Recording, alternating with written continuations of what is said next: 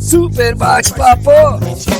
Está começando agora o programa Super Bate-Papo. Uma conversa descontraída entre muitos amigos e convidados. E como sempre, contando com sua inestimável participação, essa roda debate cultura, esporte, política e assuntos da sociedade em geral. Então, sem mais delongas, vamos começar esse Super Bate-Papo agora! SBP Sociedade. Super Bate-Papo!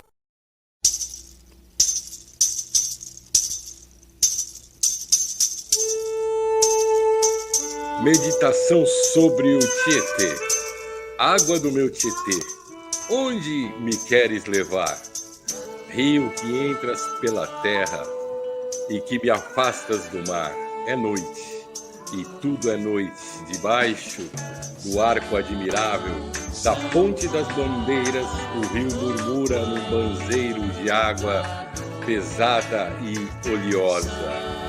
Mário de Andrade, Meditação sobre o Tietê, 1945.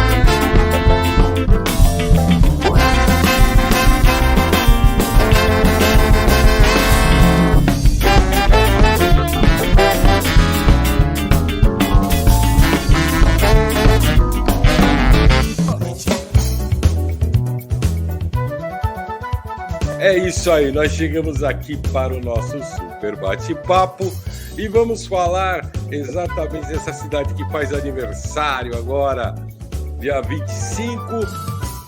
Vamos falar dela, mas pensando nela como uma cidade do século XXI. Será que nós já entramos no século XXI? Um quarto de século XXI.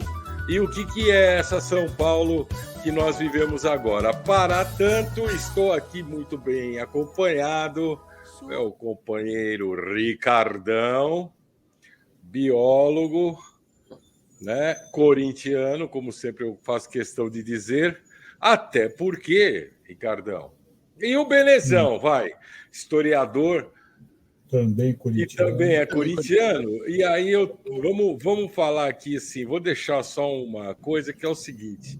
Do quarto centenário, a única coisa que sobrou foi o título do Corinthians, né? Foi no ano seguinte, que nem foi no quarto centenário, foi 55. Oi? Não. Que nem foi o título de 54. Foi o Dadinho de Zioli. O título de 54 foi em 55. Bom, mas acontece que é o seguinte... O calendário já era um problema naquela época. Já era o Dadinho de Zioli. Como é que é? O Dadinho. O Dadinho de Zioli é do quarto centenário. É verdade. Tem razão. O Dadinho de Zioli, aquele da Zioli, o símbolo dele, aquele que tem o símbolo, a espiral... Como é que era o nome da espiral? Tem uma espiral que era um monumento foi feito no quarto centenário, que já não existe mais. Não existe mais, ó. O Dadinho não existe mais.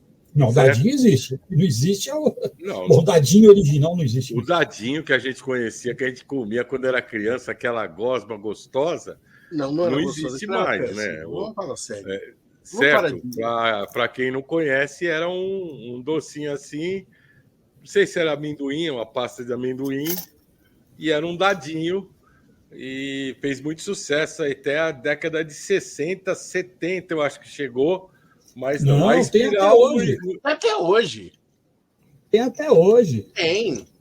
O senhor está Não, dizendo aí, que vai. mas Não, não, claro a que criançada não vai, que eu não come tadinho. claro que vai. nem nós. Você recebe até. E o barato é que a embalagem, o papelzinho é o mesmo. E aí é o único lugar que você vai achar a espiral do quarto centenário, porque. Agora, o que ela não é mais feita é que ela hoje recebe gordura hidrogenada, né? Que fica parecendo que você pegou uma margarina sem sal e meteu açúcar e um aroma de Então, amendoim. a espiral não existe mais. Não existe mais também os desfiles do pessoal de 29, que aí eu posso dizer que houve, porque 29? o meu sogro Não, tinha 32, não é desfile de 32? 32, desculpe, 29, 32. Meu sogro tinha um jornal que ele guardou do quarto centenário, com todas as coisas que aconteceram. E tinha lá, pelo menos eu entendi que teve um desfile com o pessoal de 32 e tal. Não, isso sempre tinha, Douglas. Mas esse desfile, eu lembro quando eu era criança, era o do quarto centenário deve ter tido, porque foi um momento importante. Mas o desfile normalmente era 9 de julho, né? Que é o dia da Revolução Constitucional. Que ainda ocorre, mas está cada vez mais difícil de achar alguém que se lembra do quarto centenário. E outra coisa, não sei se tem alguém vivo ainda, acho que não, né? E aí, a única coisa que a gente pode dizer é que nós ainda encontramos corintianos de todas as idades dizendo nós somos campeão do quarto centenário.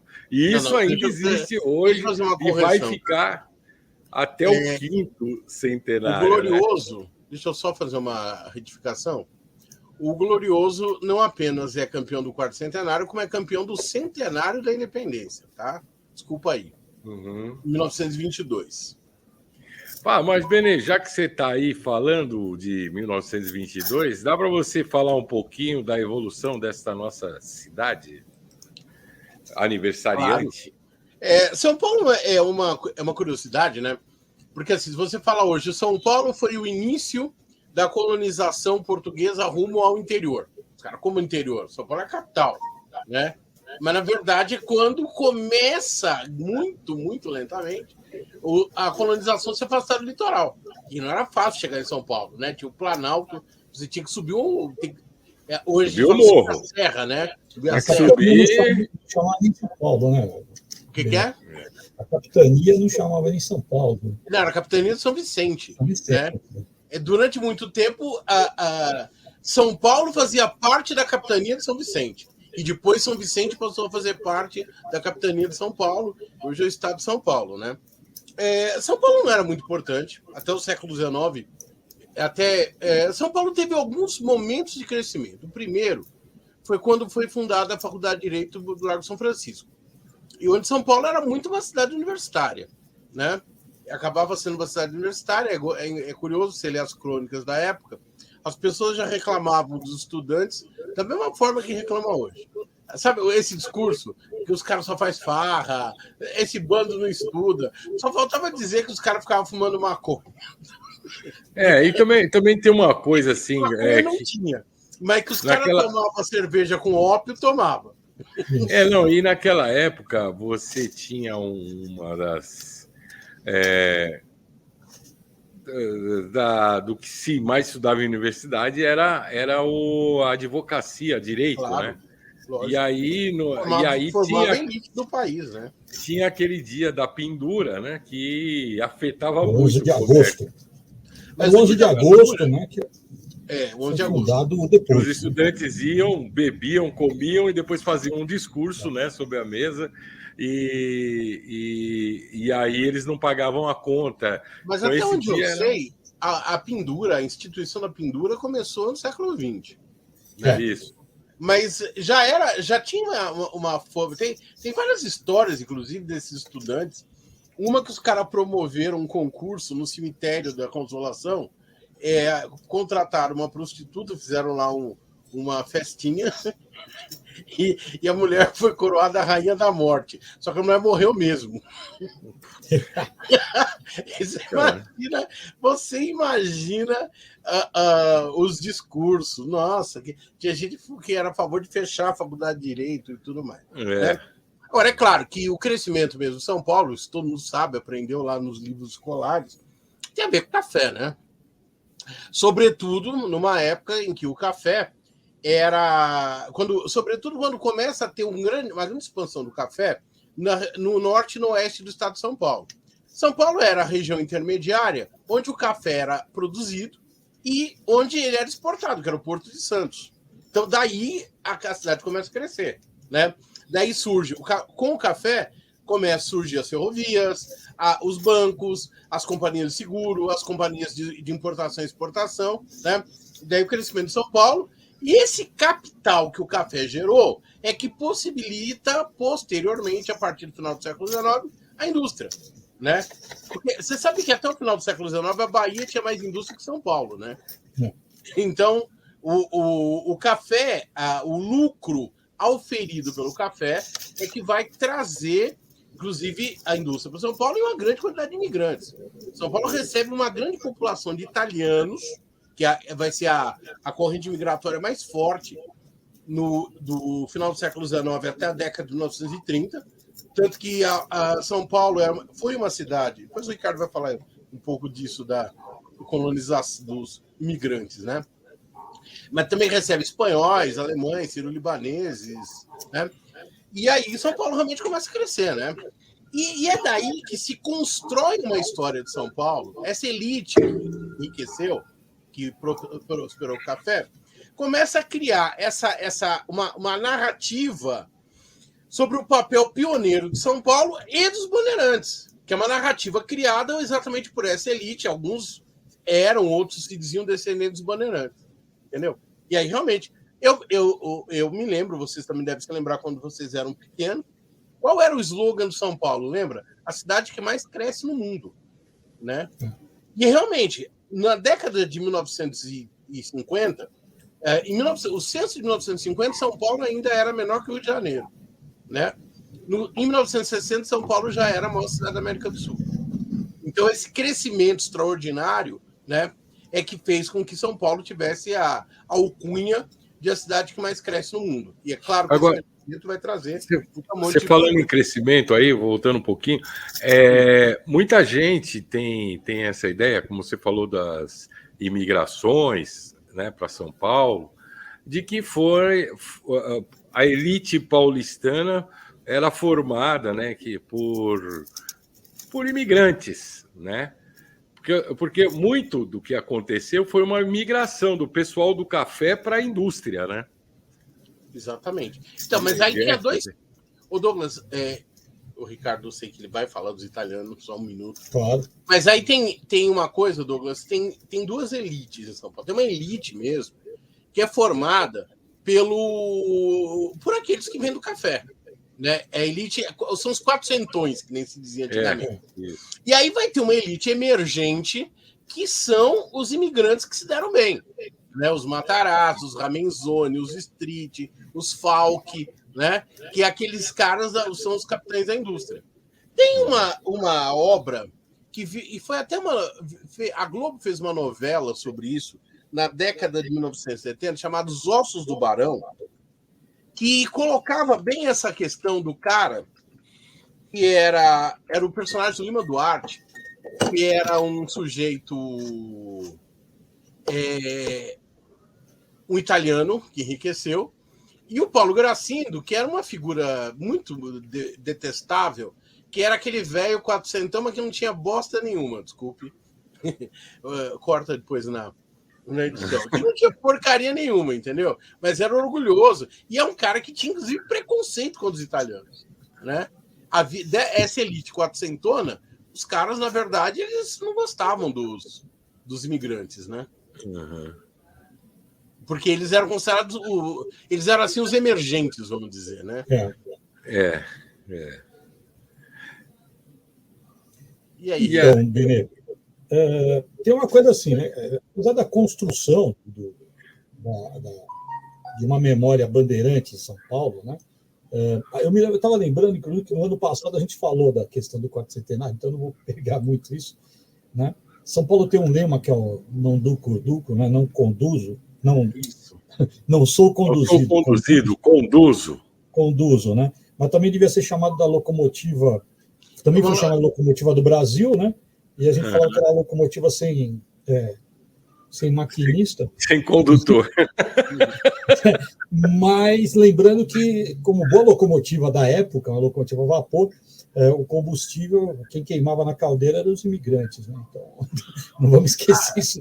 Todos, né? Todos, não só os imigrantes do século XIX e XX, mas aqueles que não nem imigrantes, né? O pobre. Né? Só para quem tiver interesse, Os Ossos do Barão foi uma novela de 1973 na Rede Globo.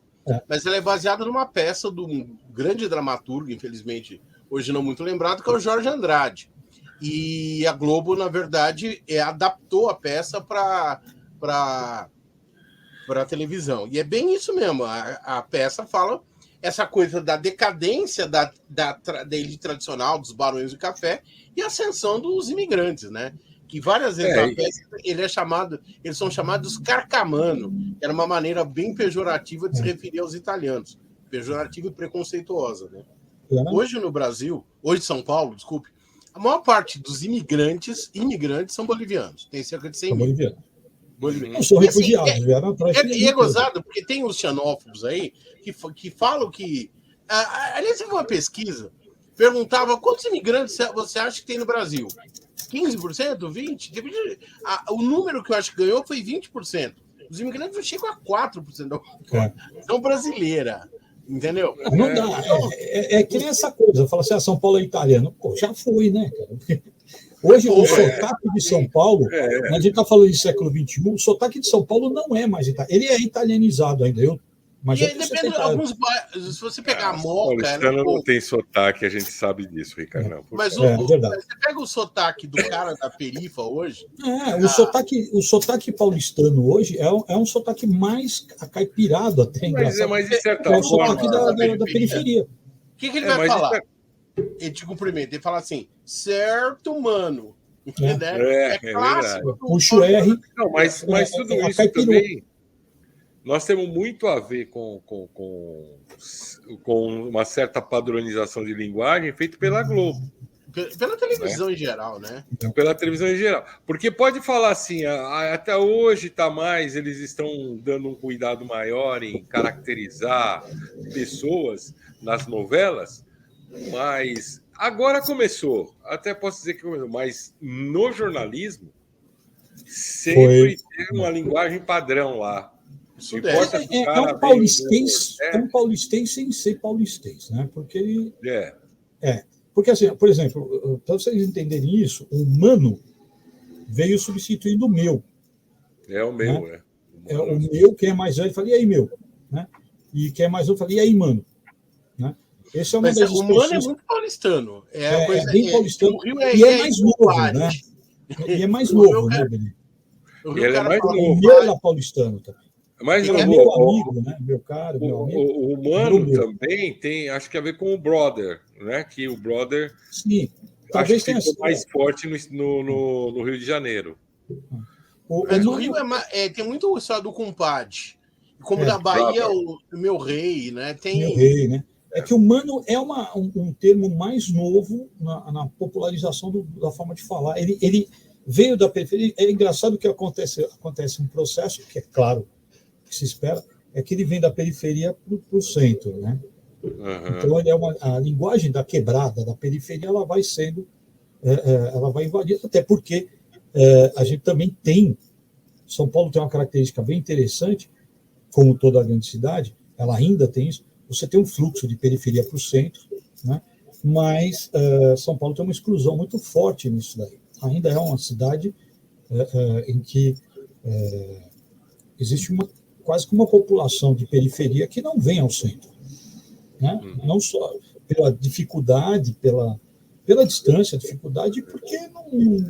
Eu achei interessante, Ricardo, nós estamos falando aqui de linguagem e tal, e aí você falou a palavra quebrada, né? E aí eu lembro que mais atrás não existia essas coisas, existia a favela.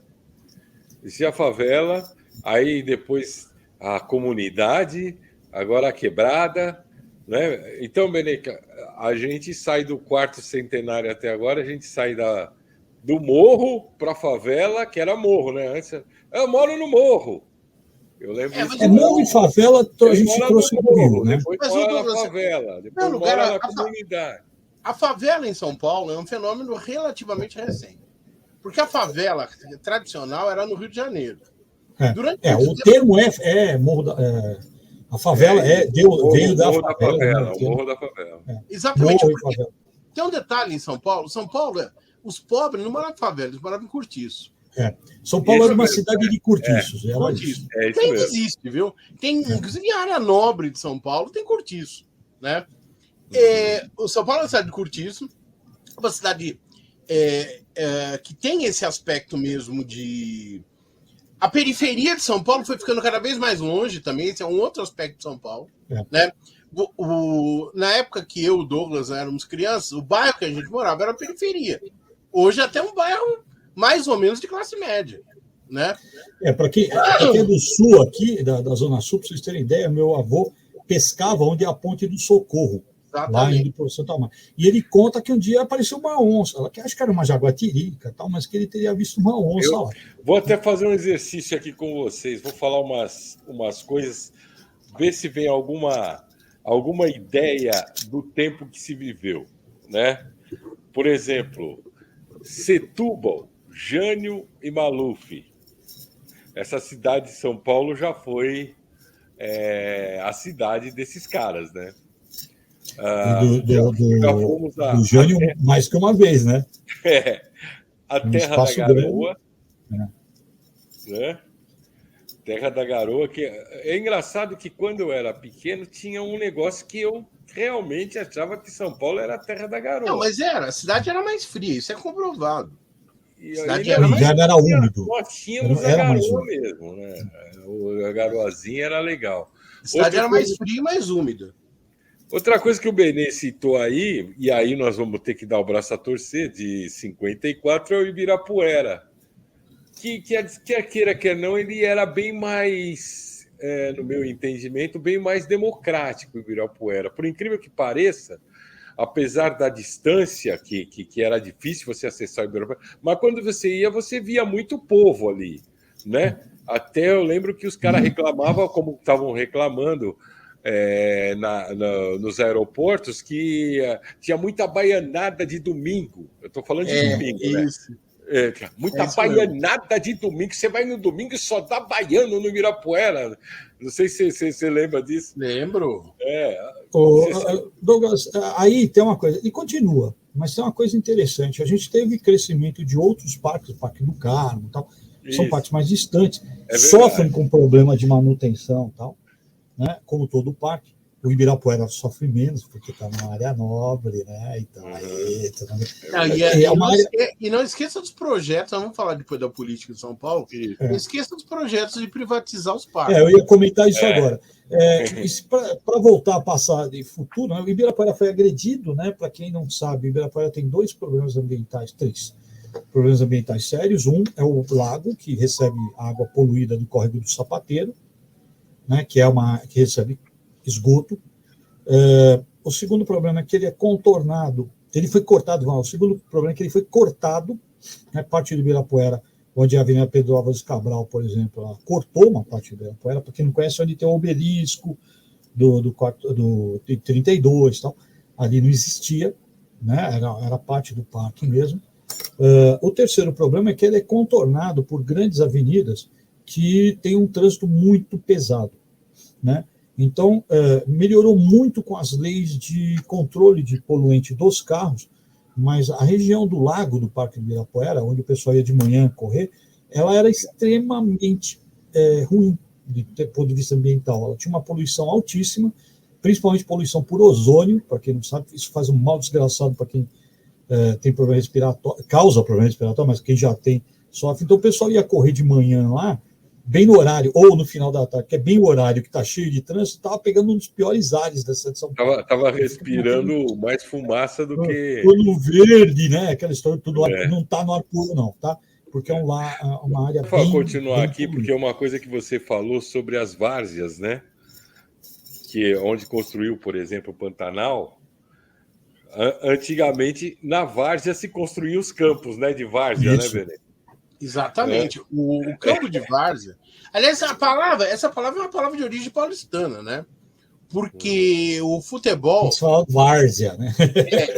Porque tinha o futebol de clube, que era para elite, que era o paulistano, o Germânia e coisas desse tipo. O Germânia é o Pinheiros de hoje.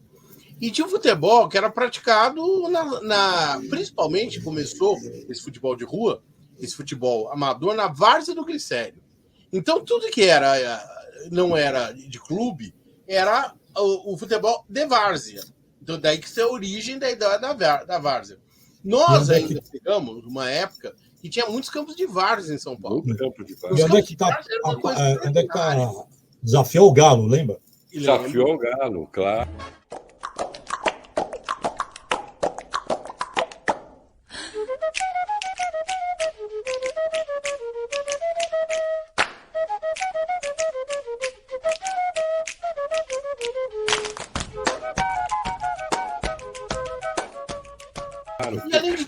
E onde é que está uma das últimas áreas de futebol de várzea de São Paulo? Que vai desaparecer. Meio que era interessante. O AMB? Campo de Marte. É o Campo de Marte. Falei que tem um projeto, já que nós falamos em parque e tal, projeto da privatização dessa cidade. Pois é. Né? Exato. Da urbanização das últimas áreas. Ele exclui a população de novo. Nós temos um companheiro aí, o Tacílio, que é um cara do Parque Peruche. Nós até já entrevistamos ele no Super Bate-Papo, que é um cara que briga muito pela várzea de São Paulo, para manutenção. Porque, assim, as pessoas de hoje, elas não sabem como a várzea era importante. Era onde o pessoal se reunia, né? Havia toda uma socialização. Os clubes, muitas vezes, tinham sede onde tinha festas, entendeu? Queimava uma carninha, lembra? Tinha uns lugares que você tinha uma churrasqueirinha. Meu tio era o cara que vendia as linguiças queimadas ali e caipirinha. De certa forma, o Campo de Marte tem 6 campos de várzea lá e tem conservado essa mesma, vamos dizer, estrutura, né? Tem o barzinho, tem a churrasqueira, aí você vai no domingo lá, bate uma bola, faz um sambinha e tal, igual se fazia antigamente. Então, aí você passa por uma questão, que é a questão política, né?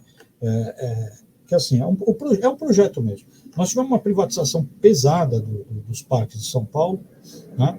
Alguns parques ainda estão em processo. A privatização não quer dizer que você vai pagar a entrada, tá? Mas que tudo lá dentro você vai pagar. Isso será mais caro. Então, você vai hoje para um zoológico que está impossível ir ao zoológico, tão caro que ficou. As lanchonetes são caríssimas dentro do zoológico. A entrada, o estacionamento, assim, as coisas mais que duplicou o preço, né? Então...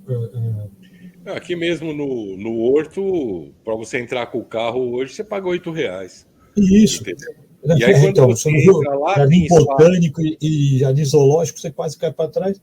E quando você fala em democratização de espaço, né?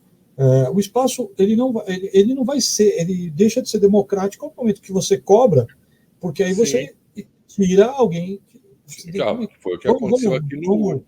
Uma outra coisa. R$10 por pessoa, você já inviabiliza um monte de gente. Uma outra coisa que eu ia falar, que inclusive está bem dentro do que você falou, Ricardo, quando eu passei, já não passei, quando eu passei ali no Anhangabaú, e vi um lugar assim todo impermeabilizado lá, umas grades, e todo mundo se passando assim, não podia atravessar no meio daquelas grades, eu não entendi nada. Ele falou, não, aqui é de uma empresa, e a empresa está conservando, está fazendo não sei o que lá, quer dizer, não podia, eu ia em Anhangabaú. E uma das coisas que eu tinha colocado aqui, para a gente lembrar, o Centro Velho era pulsante, né? O Centro Velho era um lugar de você passear, principalmente nos cinemas, né? Não, e tinha uma vida à noite, era um lugar era bem movimentado à noite, né? Uma vida noturna mais rica, né? Os cinemas, os teatros. Você cresce essa degradação, cresce a marginalização, e aí as pessoas elas vão procurar, assim, shoppings em vários lugares do mundo, shoppings em decadência, um negócio interessante. Mas o shopping tem ar-condicionado de segurança, né? Né? Então, e ele não é democrático, uma vez que ele, mesmo que você não pague para entrar, existe uma seleção. Né, que a gente não é democrático, Ricardão, basta lembrar do rolezinho, né, que o pessoal da periferia fazia justamente então, ele não é democrático, você não paga, mas você... em São Paulo nós temos um shopping que você não consegue entrar se você não entra a pé. Né? Você não entra a pé. Então, esse projeto... A pé é clandestina. Esse projeto de parcerias, de privatização, ele mostra, e o problema mesmo de ocupação em São Paulo, ele tem uma coisa bem interessante. Um dos parques, que não é parque, mas que tem um afluxo de gente muito grande, é o processo que ocorre na Avenida Paulista, aos domingos. Né? Você interrompe o trânsito, né? A Paulista fecha para o trânsito de carros e fica para as pessoas. E ela fica lotada. Né? E eu me perguntava por que raios as pessoas vêm para a Avenida Paulista, né, para andar no asfalto. Né? Principalmente agora, um calor desgraçado, você está andando no asfalto. Mas aí você pega como os parques em São Paulo são mal feitos, né, mal trabalhados. Como é que você chega no Parque de Ibirapuera? A população real, não o cara vai de carro. Ônibus, e ônibus longe. Tá? Exato. Então você pega... Aí como é que você chega na Avenida Paulista? Você pega um metrô, pega um ônibus, vai pro metrô.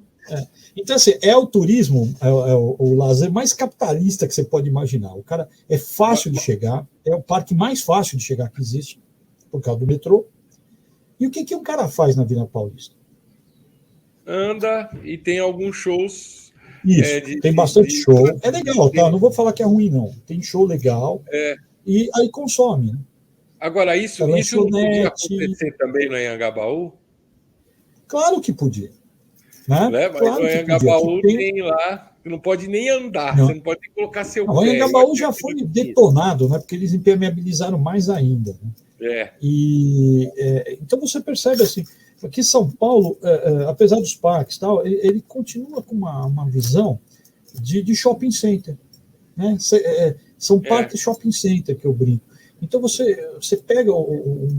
É incrível que as pessoas vêm para Paulista. As oportunidades culturais são muito legais, tem muito show, é bem bacana, tal. Mas no final é aquele passeio assim, você vê, dá 2, 3 voltas, vê o show tal, até as bancas de jornal, que são lojinhas, né? Aí come numa lanchonete mais barata, ou mesmo na rua, porque tem feirinha, e volta para casa. Então, você falou de comida, eu estava me lembrando aqui, mais lá década de 60, 70, um lugar que se comia muito era nas pastelarias, né? Isso. E a gente comia, jamais na década de 60, comia esfirra fechada mesmo. Era triangular, né? Sabe?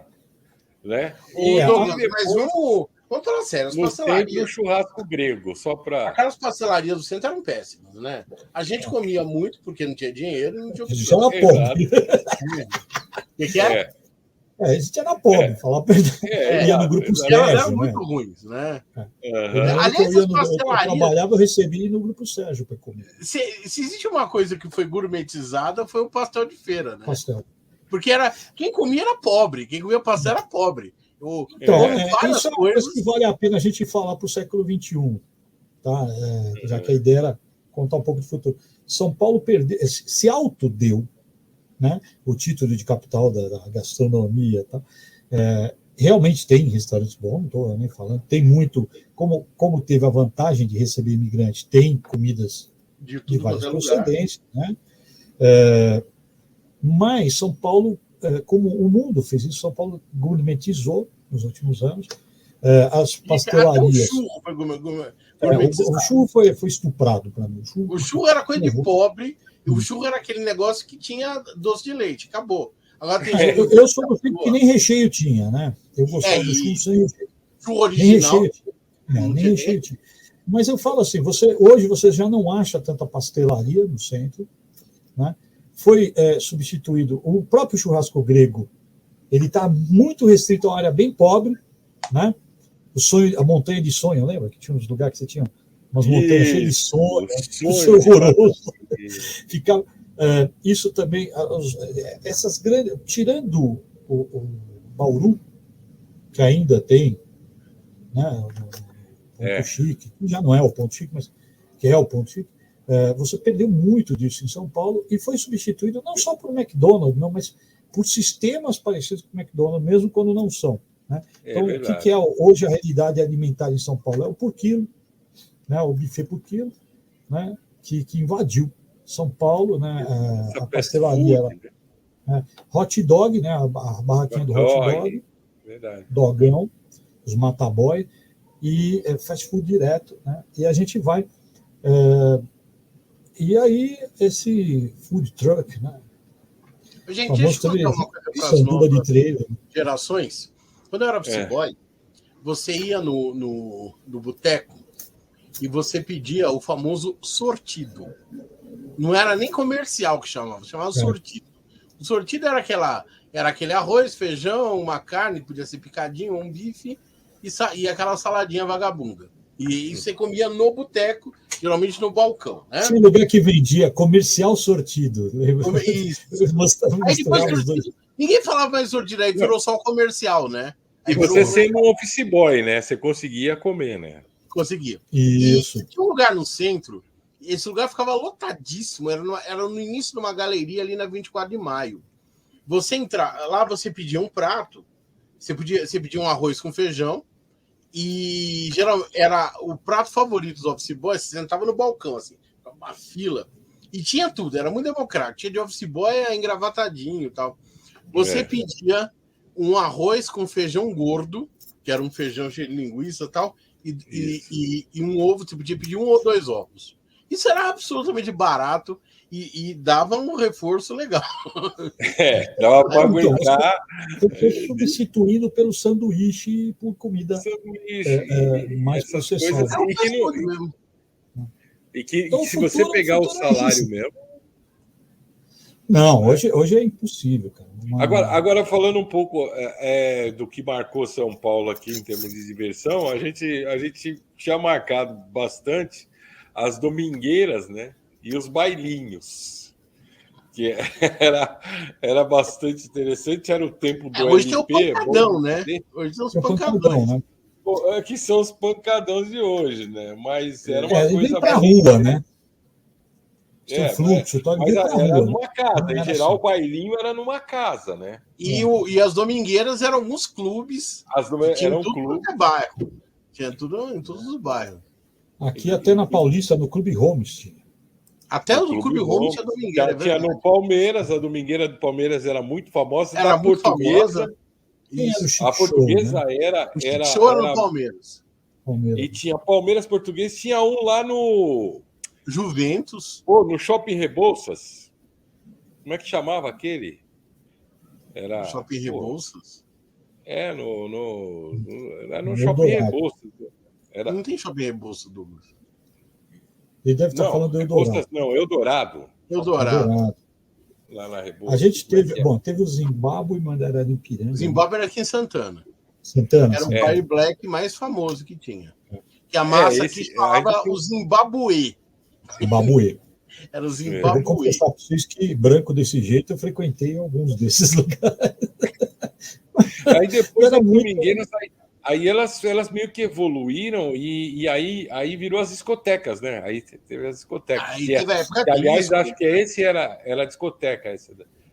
O que houve é que teve uma saída, principalmente essas domingueiras, elas desapareceram e foram substituídas por atividades mais na rua, né? Então, hoje os pancadões não é a mesma coisa, tá? Mas ele substitui essa... É uma coisa porque, assim, o que aconteceu? O jovem da periferia não vinha para a discoteca. As discotecas mais famosas ficavam no Centro-Sul, né? Depois teve algumas na Zona Leste, mas o jovem da periferia não vinha, né? E aí você começa a ter... Tinha esses bailes, que eram bailes blacks, boa parte, né? Então, por exemplo, quem curte, né? O Taíde DJ1, né? Mas antes disso... Como é que era o nome? Estou tentando lembrar do nome do anterior ao Taíde, né? E aí... Tinha o Toco no Corinthians. Tinha o Gerson King Kong. Isso, Gerson King Kong. Você, né, lembra tinha um argentino que fazia muito Mr. Sam, né? Que fazia muita coisa. E aí você teve essa coisa que assim, o pancadão você não paga para entrar, né? E você consome ali. Claro que hoje tem um problema de droga, que é muito mais, mas houve também. É interessante ver que esses pancadão de periferia acabaram sendo muitos invadidos por pessoal com mais dinheiro. É verdade. Né? Eu tenho alunos de classe média que frequentam. É até mais seguro. Né? Você acha os manos. Né?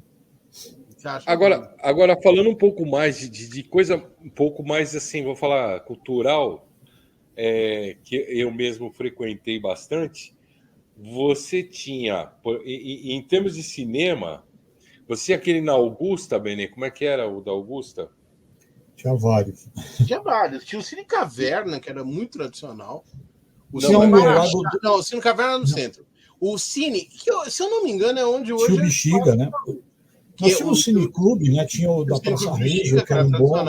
E aqui na Augusta, você tinha o Elétrico, que hoje é uma Faculdade das Américas. Tinha o Cine Marachá, que é um filme que passava... Tinha a Sessão da Meia-Noite, que era muito disputada. Tinha os grandes cinemas do centro, né? Mas a região da Paulista foi onde ainda você encontra alguns cinemas, né? O que era o Belas Artes, que quase fechou, e o Espaço Itaú.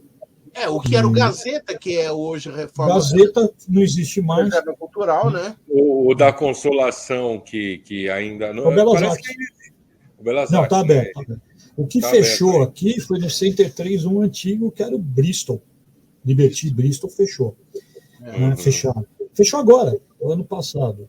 E o que a gente vê é que assim, é um dos últimos lugares que ainda você encontra um cinema que se abre na rua. Né? Os cinemas migraram para o shopping e hoje os cinemas estão em plena decadência. Né? Você vai ao cinema, eles estão vazios. Né? Agora, isso é um fenômeno mundial, mas São Paulo judiou muito do cinema. Eu fui, em termos de música mais clássica, vamos dizer mais assim, menos popular, eu ia muito no domingo, tinha no metrô São Bento.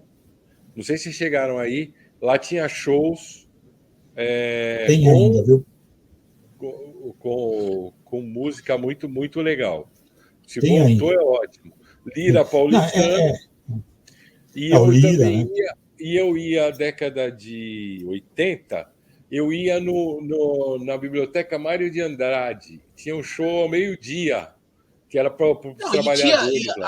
A Mário de Andrade tinha shows constantemente. Eu vi, por exemplo, Moreira da Silva.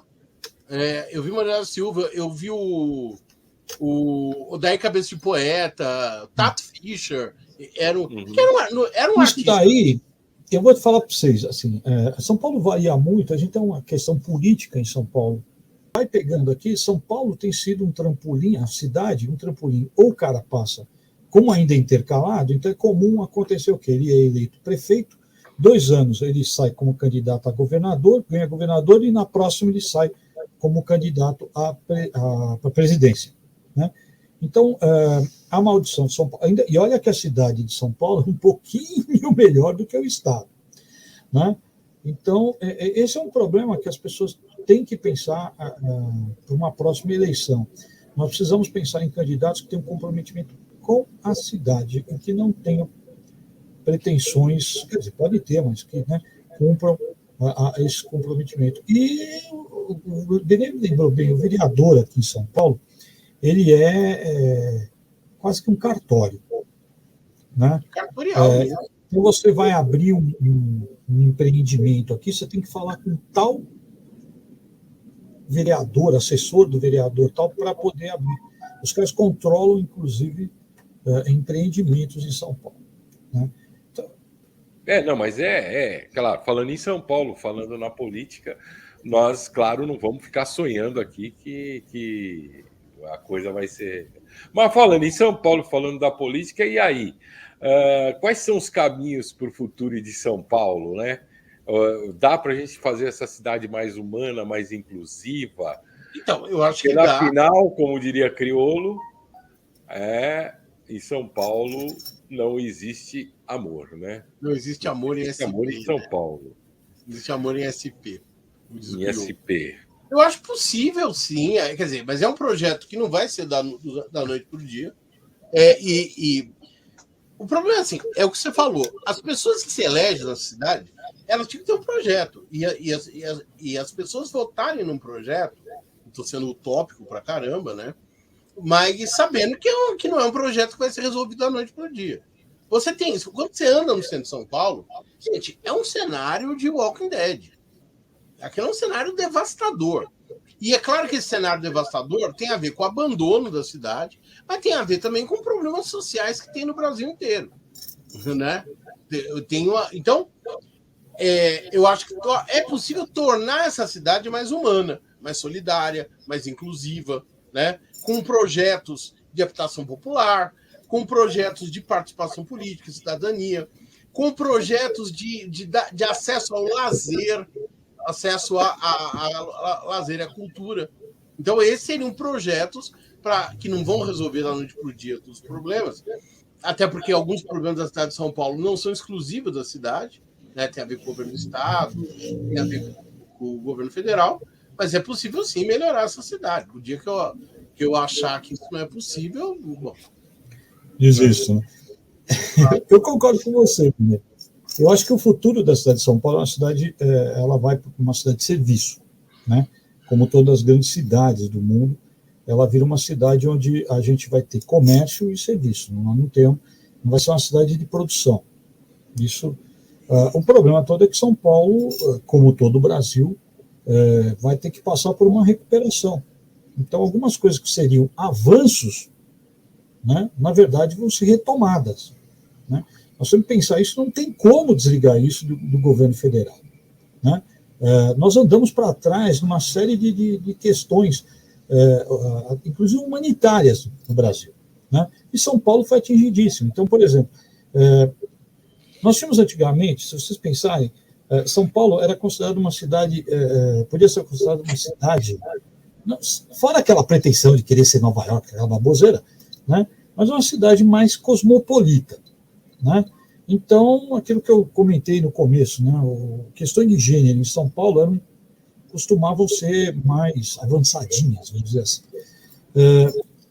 Quando você teve um governo mais democrático, mais popular, você começou a levar isso para outras cidades. Outras cidades se tornaram mais receptivas na diversidade, né? Não precisava vir a São Paulo. O que aconteceu? Esse último governo, ele destruiu, onde ele não destruiu, ele paralisou, né? Os dois podem ser considerados, muito desses programas, muito dessa democratização, inclusive de espaço, né? Problemas que São Paulo enfrenta. Eu vou dar um exemplo bem para as pessoas entenderem. A questão do auxílio absorvente para as mulheres de rua, né? As mulheres em situação de rua, mulher pobre e tal. O governo federal vai e corta isso. Não vou dar o Bolsa Mods, que o cara falou até. Fazia piada disso, né? Mas piada. São coisas. É pequeno isso, entende? Mas pequeno que eu digo, não é um projeto, né? Não vou mudar a figura da cidade de São Paulo. Mas são projetos que nós vamos ter que retomar, né? E alguns desses projetos sobreviveram em São Paulo quase que como um gueto, né? Então, São Paulo, no futuro, ele vai ter que ser uma cidade para se pensar, para a gente ter condição, ela vai ter que pensar, além das questões sociais, né? Nós temos uma população de rua gigante, né? Que foi piorada pela crise, pela degeneração social que nós temos, né? Porque não é só desempregado, mas tem muito desempregado. Nós temos um problema de moradia gravíssimo em São Paulo, pela ocupação do espaço e pelo preço. Nós temos um problema de emprego para ser enfrentado, porque São Paulo vai virar uma cidade de serviço, como é qualquer grande cidade, mas nós temos problemas de convivência mesmo que nós vamos ter que ir. E aí, do ponto de vista de saúde, educação, ambiente e tal, São Paulo tem que investir em solucionar problemas, em contornar problemas, e não faz. Por quê? Porque cada vez que a gente tem uma possibilidade de contornar esse problema, cai naquilo que é a quem isso vai servir, a quem isso vai interessar, quem é que vai ganhar dinheiro com isso. Então, você pega uma área de várzea, por exemplo, que deveria ser preservada como várzea, e você aterra, impermeabiliza e constrói condomínio. Né? E aí você faz piscinão, desculpa, canaliza, e dane-se o ambiente. Né? Isso precisa ser tomado. Eu vou falar uma coisa que é bem polêmica. Não se soluciona São Paulo com horta comunitária. Elas ajudam, mas não vai solucionar. Decepcionado, mano. Não se soluciona mobilidade urbana em São Paulo com bicicleta. Eles ajudam, mas não vai ser a solução. Tá? Nós estamos falando em transporte de massa, nós estamos falando em transportar milhões de pessoas por dia.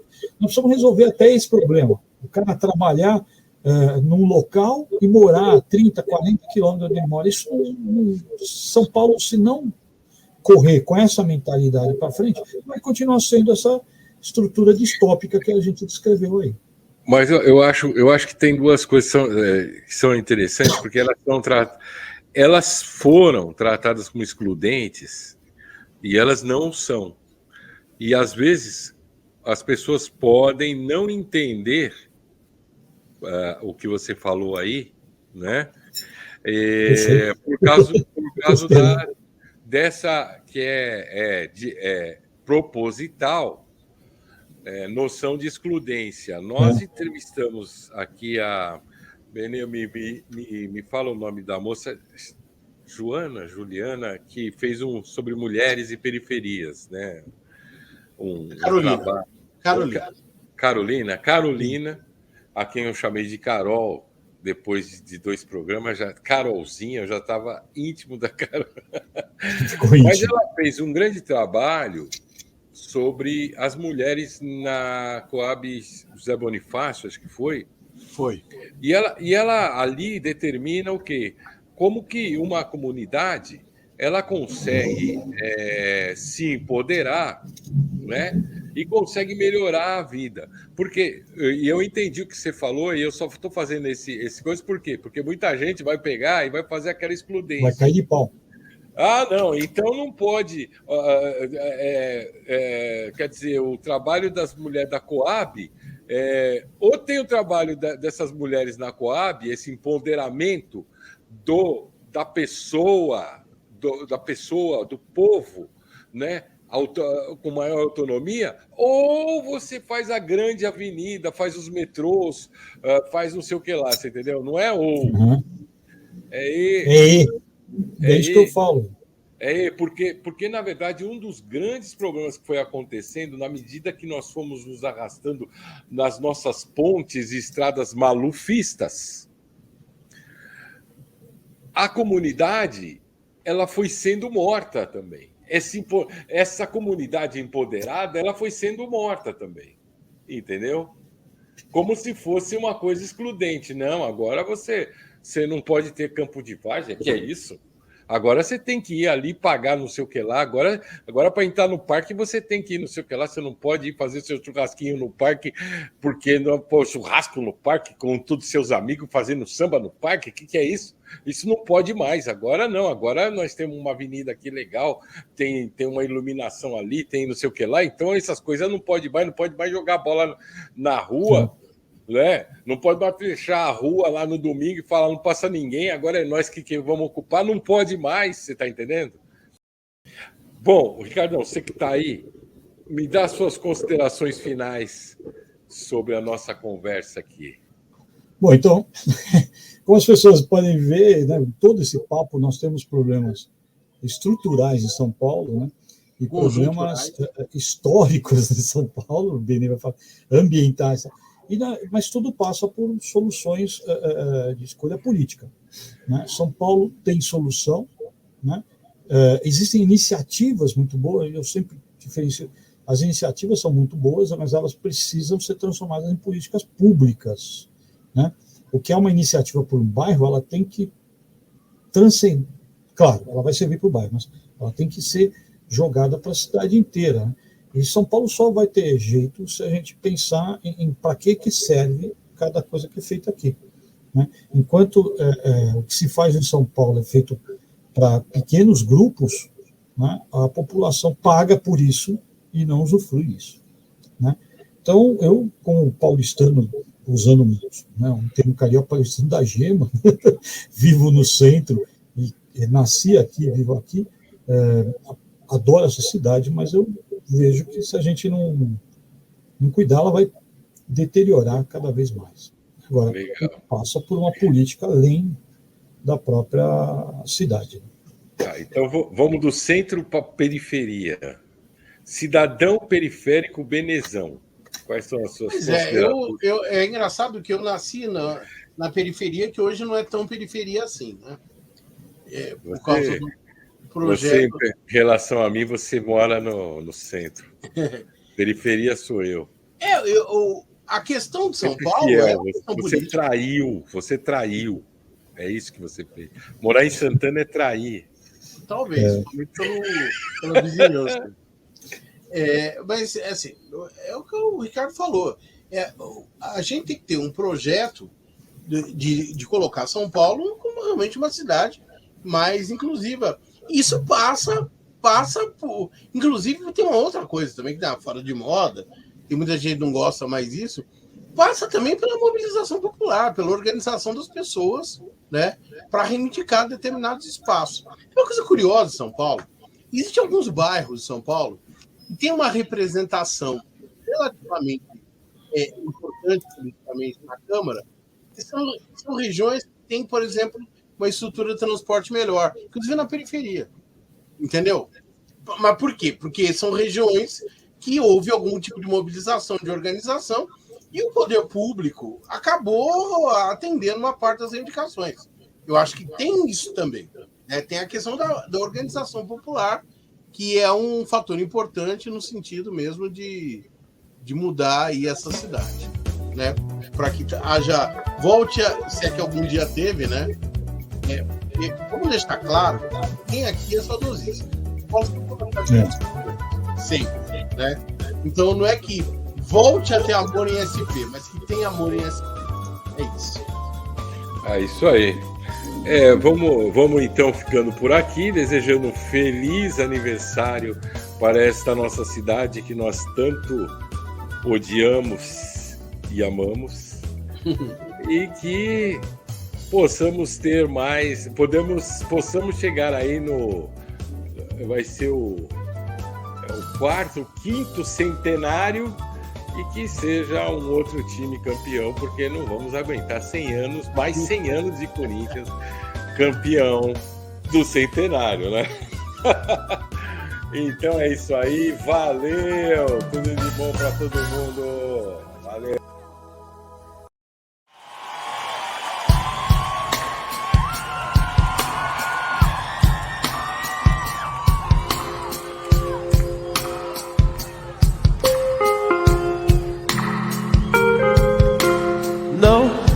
Existe amor em SP, um labirinto místico, onde os grafites gritam, não dá pra descrever. Numa linda frase, é de um postal tão doce, é cuidado com doce.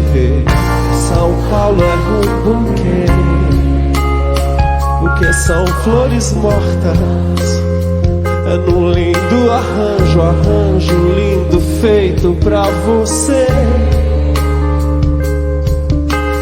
Não existe amor em SP.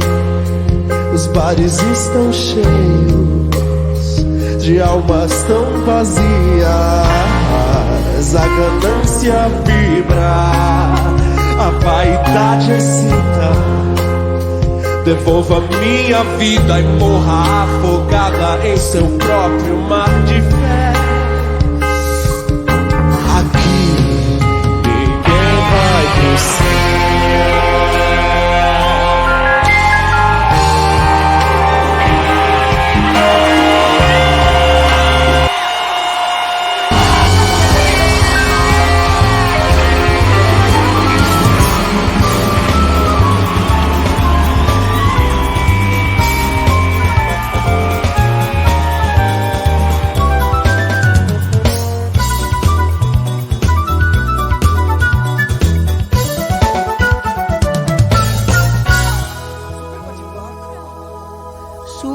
bate-papo.